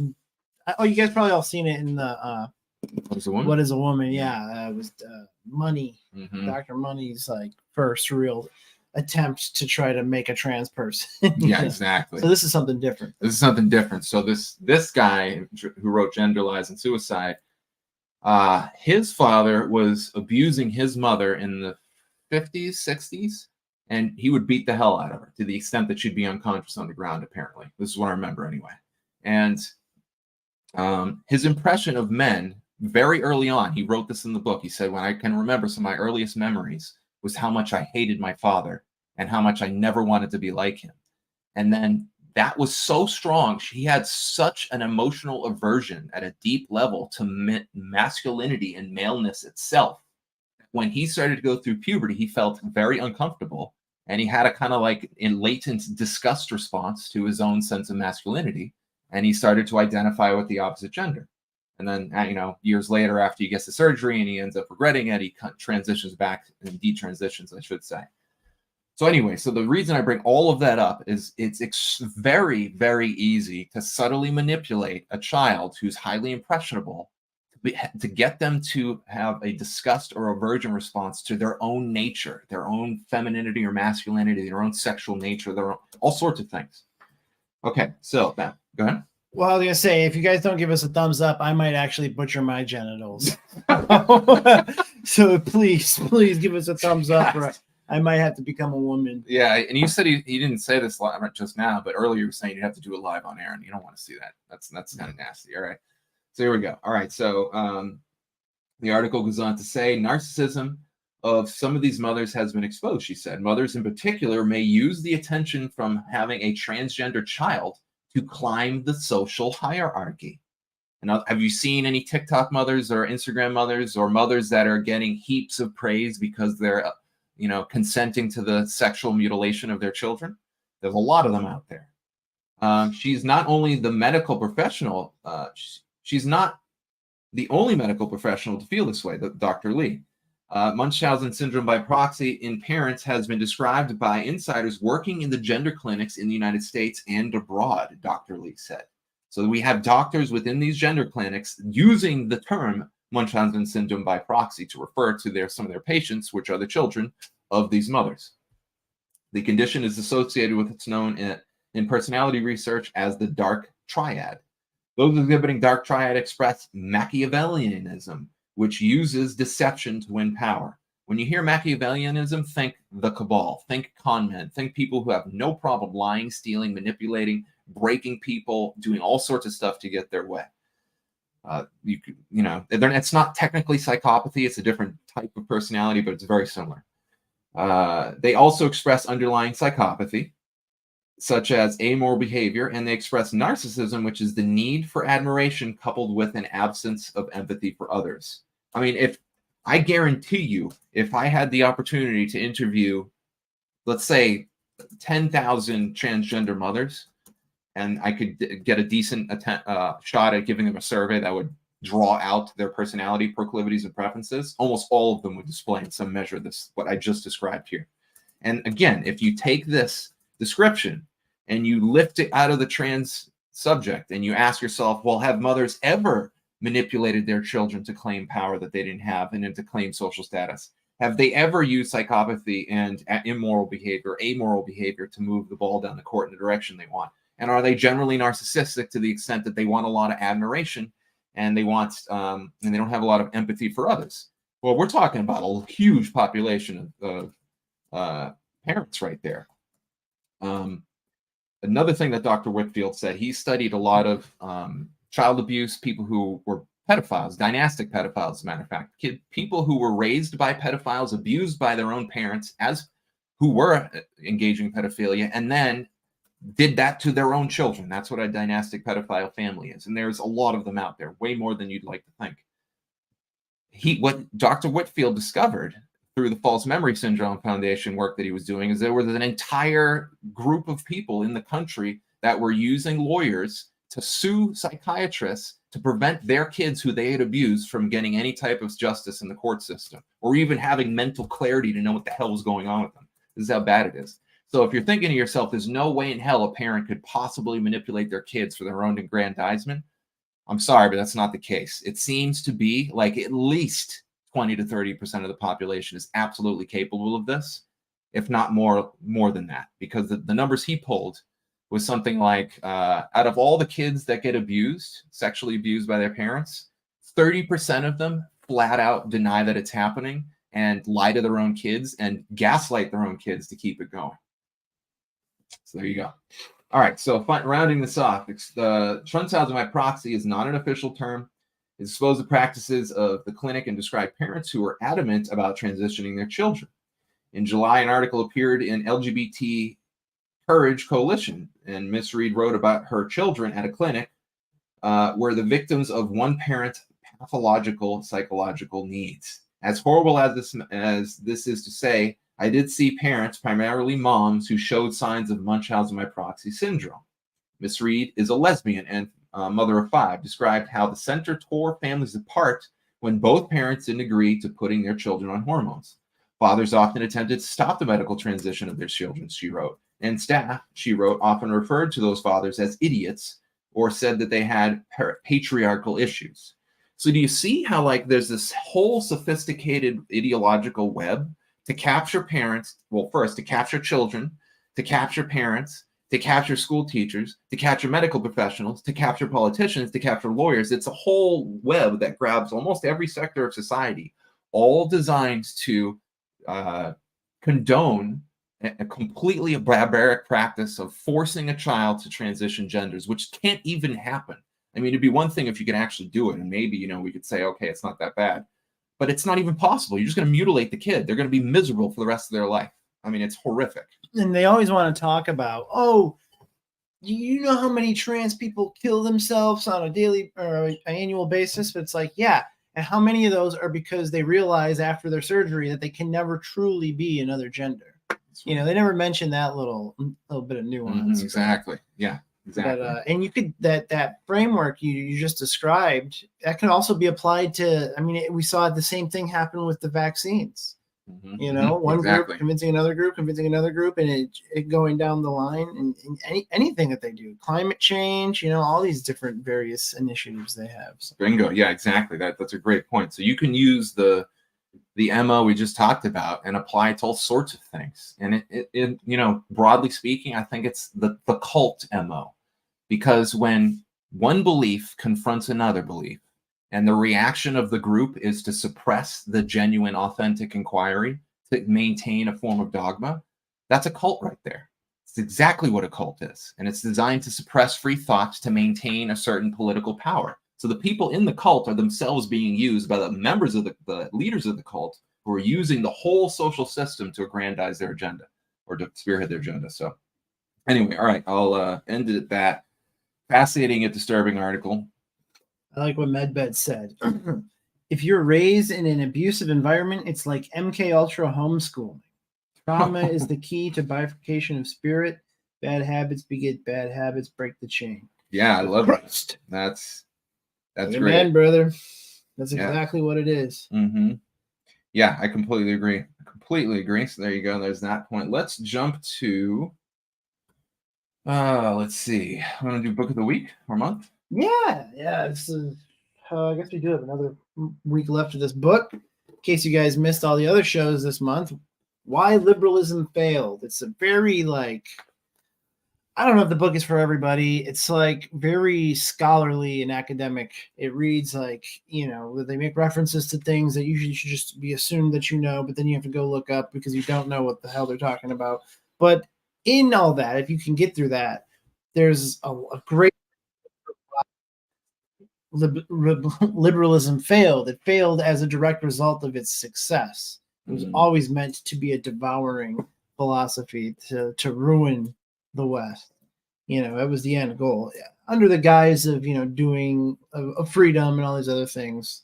Not only are we liberating people from the confines of the old world, there's this like Puritan kind of mindset that existed, but now we got to continue to liberate things, right? So now the next best thing is, well, let's liberate the nation, the government from being like having borders confining it. So let's liberate people from having to do hard work.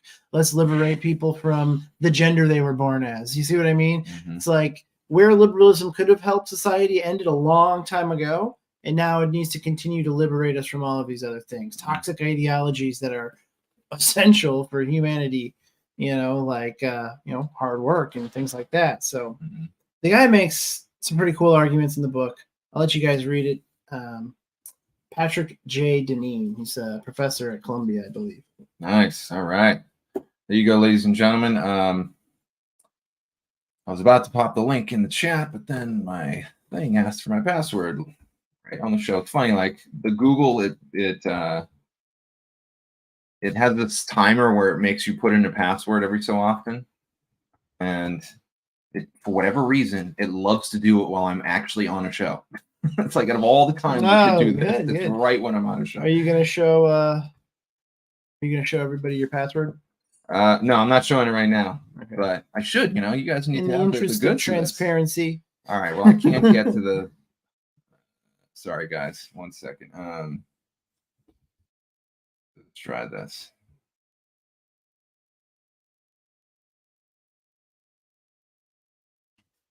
There it is. Okay. Let's see which one of our lovely sponsors are we going to do this time. All right. Well, actually, let's do some Twitter vids and then we'll do the last. All right. So moving on here. Did you chop them down a bit? No. I didn't have time. No. But I'm going to try to do some real time cutting. So here we got The Sky is Divided. This actually, yeah, it's pretty cool, right? How did that happen? Well, it's because the mountain or something. Well, no, the Earth is a sphere. It's not a flat plane. Unfortunately, flat earthers, yeah. And what happens is that there's a line demarcation when the shadow of the part of the sun that Earth is not illuminated connects with the part that is, and that's the transition boundary you're seeing. I've just never seen it so like clearly displayed. Yeah, like. Yeah, it's rare to have it like, well, at least in my experience, it's rare to see it like this, but I have seen it personally like that before. So that's pretty cool. Let's see. This is a Space Weather News Ben Davidson video about that he believes that there's going to be a pole shift, and when the pole shift happens, it's going to create another like global disaster, although certain places will be able to survive. He thinks that the people who watch the space weather right now know exactly what's happening. That's why they're doing all this preparing. That's why they're putting seed banks in Antarctica in the north and things like this, is because they know something's coming. And there it is. It's talking right about the seed bank right now. So yeah, there's that video.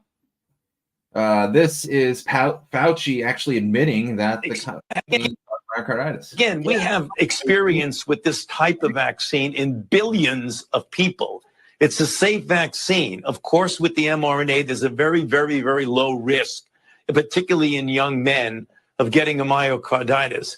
But if you look at the risk of myocarditis from COVID itself is greater than the risk of the vaccine. Again, we have experience with this type of vaccine in billions. I mean, that might be true, but, this is the thing with vaccines. It's like they are going to actually, well, not all of them, but some of them are actually going to do the thing they say they are, but it's going to come at a price. For every person that's who doesn't have measles, mumps, and rubella, there's like 1,000 people who are horribly maimed, killed, or disfigured because of it, or crippled as a result of it. So, and it's like if your chosen solution, like what if I came up with a solution for fixing potholes, and it's like, well, I could fix every pothole in town, but it's going to kill 10 people in order to do it. Should we still be doing it? All right, so here we got Taliban on roller skates.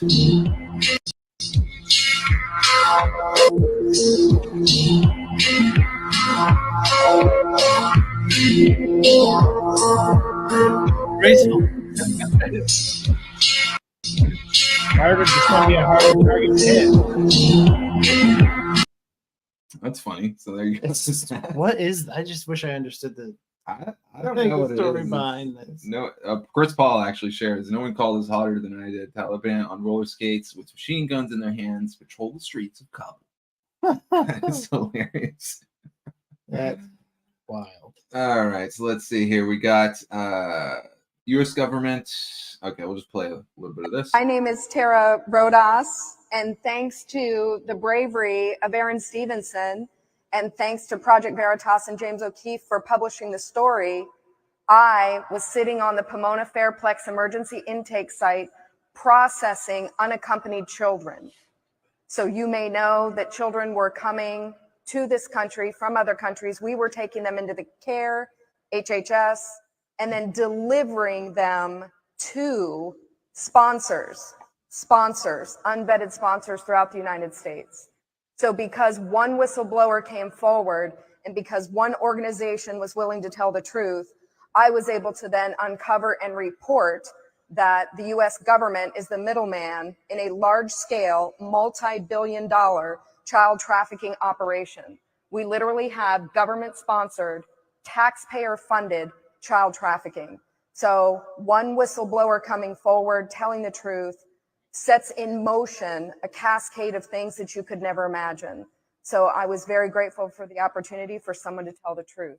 And who knows, maybe one of you could be the next person to come forward. So along with my buddy Aaron, I'm going to continue to speak the truth. That's basically it. So what she's talking about, I don't actually remember when she came on Project Veritas, but apparently that's where she leaks this information. It might be hard to understand what she's saying because she's using the obscured terminology, but basically, from what I understand, this is what happens. People come in over the border. They're illegal.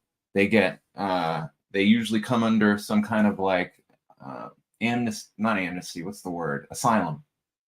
All right, so once they get over the border to a certain amount, you can't send them back. You got to bring them all in. Where do they go?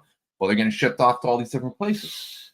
There's a whole sophisticated program because sponsors are needed, and this is why this is my opinion, this is partially why the border crisis is been intentionally ramped up, because the more you overload the whole system, the more the rules that are designed to prevent horrible human trafficking get relaxed, and then you can take those rules and you can be like, well, you know, we got all these kids, we got to find bets for. I mean, we don't have time to vet these sponsors, just get them out the door. Was it Interdimensional Dog said X22 just had an interview with her? I think it was in regards to this woman. Oh, nice. That'd be interesting to find. Definitely. Also, if you're not in support of human trafficking, give us a thumbs up. Yes, because if you don't, then obviously you are. That's right. I mean, unsaleable logic right there. All right, so here we go. This is just great. He just levels this woman.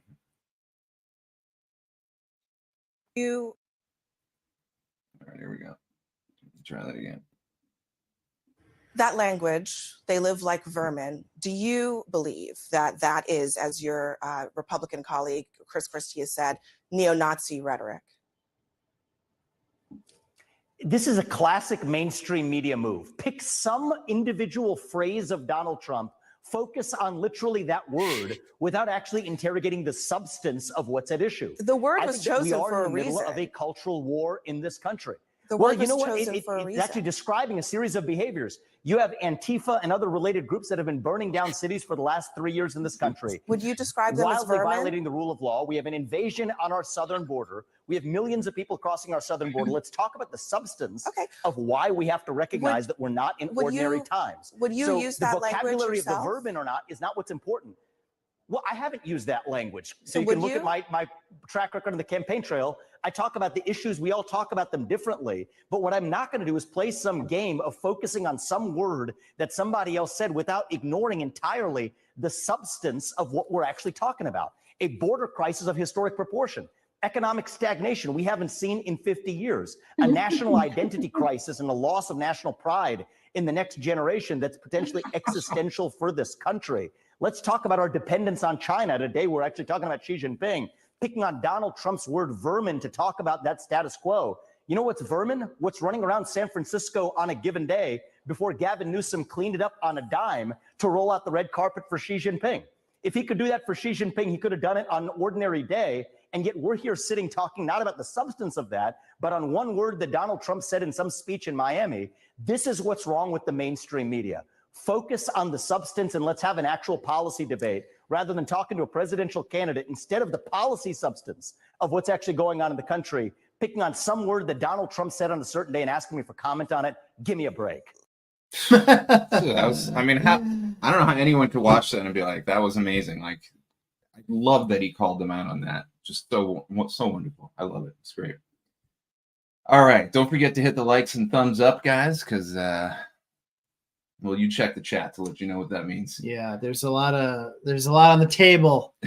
We're gonna have a lot of fun with that one. Yeah. All right, so here we got this guy talking about hydrogen peroxide. It's a 3-minute clip, so I'm gonna, I posted the show notes in the chat, y'all. So I'm interested in this because I met a guy who took hydrogen peroxide daily, like a teaspoon or some sort like that. I don't know, and he's raved about it. Yeah, I'll just skip to the I'll tell you what he's saying right now. So basically just describing the protocol. He mixes hydrogen peroxide with water, he puts it in a spritzer, and then he spritzes it and breathes a series of times. And then this is what it supposedly does. Which is what the theme is keep the oxygen level high and we will not get the viruses. Our bodies create hydrogen peroxide. Hydrogen peroxide, but when it's mixed with the body, there's an enzyme that splits apart the hydrogen from the oxygen so that the oxygen can attack, it can destroy disease. So basically what he's saying, I'll just tell you. He's saying that your body naturally creates hydrogen peroxide, which has the capacity to hyperoxygenate the region that it's entered into. When you consume some amount of hydrogen peroxide, you hyperoxygenate the body, because one of the reasons why you want to move around and do exercise and, cause vascular tension and relaxation is because it tends to move the blood into areas where it should, so it can hyperoxygenate. When you have low oxygen, then you have anaerobic respiration, and that leads to parasites and cancers and things like that. All right, so I can't remember what this is. Government. For more Nine's Oliver Haig joins us live. Board Australians forced to submit 100 points of identification. Oh, that's right. So in Australia, they're rolling out this verify your identity in order to use the internet program. So that's already been rolled out in Australia, or at least it's beginning to be rolled out. There's that. I no doubt that we're going to see more of that, especially as Nikki Haley's talking about it here. Yeah. And Catherine Hochul, too. She's doing some. Oh, yeah. Some stuff. Did you hear that? I heard that, yeah. Yeah. Well, we'll save that for another show. Donald Trump walkout with, this is great. So this is Joe Rogan talking about when, mind you, this is the guy, if anybody knows whether or not the crowd that day in the UFC is bigger or more boisterous than normal, it would be Joe Rogan, because he's kind of in the echelons of the UFC world. And so he has some commentary about when Donald Trump walked out with Tucker Carlson and Kid Rock last week. When he walked out of Madison Square Garden, it was fucking bananas. Really? It was, the whole place was cheering. He walks out to Kid Rock's American Badass with Kid Rock and Tucker Carlson walking in like the right-wing Avengers. And the place went nuts. I'm telling you, the fucking cheers of the crowd were nuts. I mean, it was overwhelmingly in support of him, and it lasted a long time. I mean, it was a roll. I mean, you had to hear what the crowd sounded like before he walked in, and then he did. I mean, it was just overwhelming cheers for like over a minute. I mean, just imagine a minute of people screaming at the top of their lungs. When he walked. So that's pretty cool. All right. This is interesting. So if you're not familiar with the Baphomet symbol, it is the goat with a woman's breasts, a man's penis, and things like this. They're going to show the image. It's not sexual, I promise you. But there is an inference here that she makes. Watch her hands when she does this.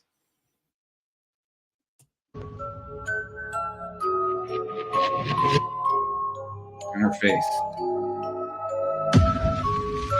It looks like Pharrell. Is that Pharrell? Is he frozen over there? No, what's his name? Gotcha, bitch. Oh, Legend. Yeah, look, there she does the Baphomet symbol, and then she's like, Are you paying attention? Yeah, I'm an insider. I have inside knowledge. Like, behavioral cues. Like, look at her face. She's like, ooh. And then she looks to John to be like, look, I did a good thing. I told the world about this little secret that only we know about, and now I just got a big dopamine and serotonin. Well, isn't it also interesting that her shirt says Life Force? Yes. Yeah, exactly. So there you go. There's that one. It's a double. Okay, so this woman's great. I have to find her somewhere. I don't know who the hell she is, but she shares awesome information. I'll recap it because we're running short on time. So she's saying that she's talked to several naturopaths, doctors, nutritionists over the years, and people who work in the food industry. And apparently rice and peanuts are notorious for having contaminations with mycotoxins. Mycotoxins are a vector for disease that we have been effectively blinded to in the mainstream medical community. They increase blood pressure. They cause autoimmune issues. They cause mood issues. They have almost exactly the same symptoms as fibromyalgia and candida and all these kind of things. So that's what she's getting into, and she's imploring you to be careful about rice and peanuts in particular. This is Judge Joe Brown talking about Obama. This is pretty good. We're going to listen. Well, man, why are you attacking somebody black? I said, black people didn't put this up. I love him. They didn't have anything to do with this. Well, I heard them believe planning. the Obama administration did. Well, that's it. Obama, what did he do for the black race? Nothing. Question you might ask: who's the richest man to ever be U.S. president? It's not Trump. No. It's Barack Obama.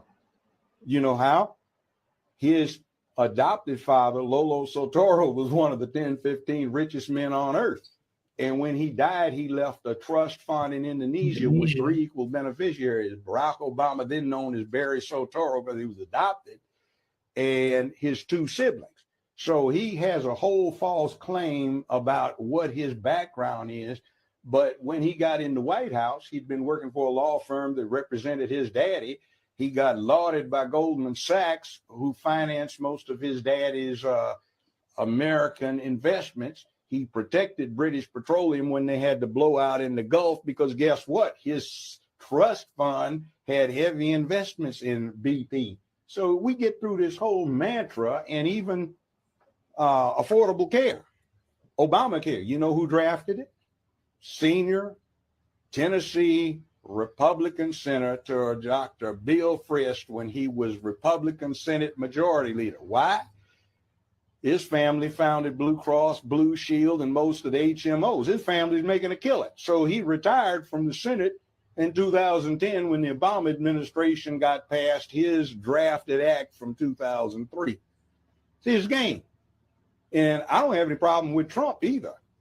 I'm looking at lowest black unemployment rate since Lyndon Baines Johnson, more money to historically black colleges and universities at any time since Lyndon Baines Johnson. I mean, more Americans back to work. You know, like, what did you get for the last 3? Oh, and then this. You know that joke that they do about George W. Bush feeding Michelle candy? The inside thing on that is it's the same candy he fed her husband when he was 6, 7 years old. See, the Soetoros and the Bushes go back 40 some years. Man, so good. Let's see. This is a video talking about climate change and how basically climate change is all BS. We should not pay attention to it. Here is, God, what is, now that we have the tapes involving January 6th, this was not a violent insurrection.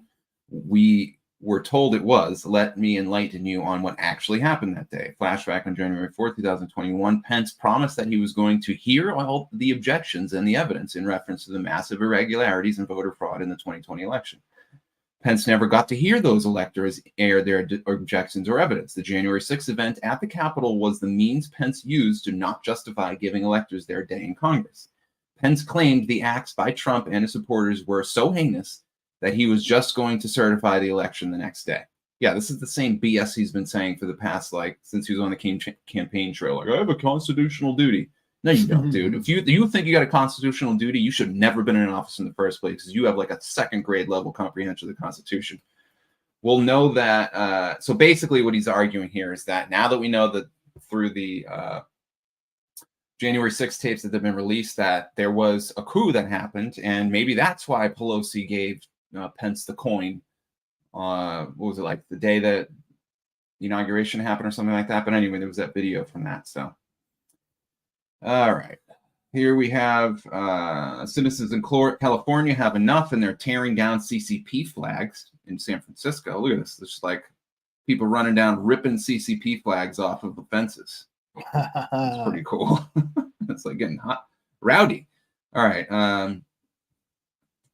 Who needs heaven when you got this? This is Zigon City, one of the world's largest construction sites. The CCP is building this into a 15-minute city and plans to forcibly relocate 4 million people. So there you go. This is the video of Pelosi. It's like two videos, Pelosi and Pence talking on January 6th, and another one that's slightly different. Frankly, I don't really know exactly what the distinction is here. But let's go ahead and watch it, just see. I'm at the Capitol building. I'm literally standing with the chief of police of the U.S. Capitol Police. They believe that the House and the Senate will be able to reconvene in roughly an hour. I'm standing with the chief of the U.S. Capitol Police. He just informed me that they believe that the House and the Senate will be able to reconvene in roughly an hour.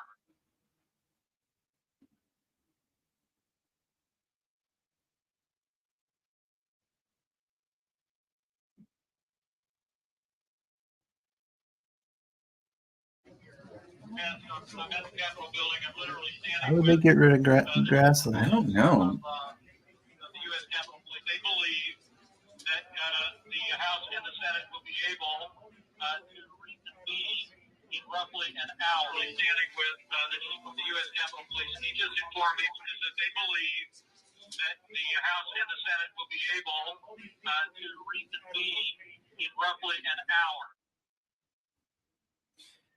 Huh. I mean, it showcases the fact that, it's like Hollywood, they change things.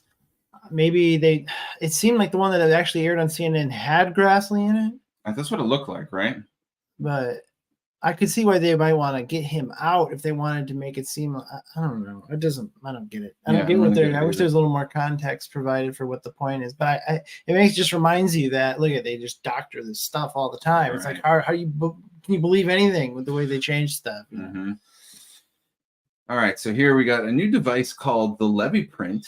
Uses high frequency sound waves to levitate objects and build various structures. This is crazy. Like, as a big physics geek and science geek, I can tell you that the implications of this are remarkable because basically the enzymatic process in your body effectively does the same thing, except it doesn't use sound. It uses electromagnetically weak interaction. And that's why you can subtly affect the person's biochemical processes by getting cell phones next to them and things like that. So on top of it, this is just really cool, fascinating. So there you go. So they can do all sorts of high energy attachments using sound waves to move components in and closer to each other. Here is Barbara again, Barbara O'Neill, talking about panic attacks. This is a fascinating clip. We will not have time to watch it, but I'll pop it in the chat for you guys. Basically, what she's saying is that there are these health laws. And if you follow the health laws, meaning you get enough sunshine, you breathe properly, you do your exercise, you eat properly, these kind of things, then your ability, or you won't have as many issues mentally and emotionally, and you won't have so many panic attacks. I'm gonna have a panic attack if we don't break 300 thumbs up. I'm telling you, huh? It's like we got 2,000 people watching. I swear, Rumble's just like Nixon there. But why would they do that? You know, I mean, it's just like it doesn't make any damn sense. Yeah, it doesn't make sense to me either. All right, here we got. Let's see how long is this. Oh, it's not too long. So we searched the U.S. patent database, and we find this invention by a physician, Dr. James Bear of Albuquerque, New Mexico. It's called a resonant frequency therapy device, and its purpose is to induce a resonant vibration in a living organism or cell. Over the course of 15 months, we try hundreds and hundreds of frequencies, if not thousands, until we find the magic combination. It's what we musicians would call the 11th harmonic. When we add the 11th harmonic, we begin to shatter microorganisms like a crystal glass. We showed these videos to our friends in the biology department. They said they hadn't seen anything quite like it. It seems to be a new phenomenon. These organisms are being shattered by our electronic signals.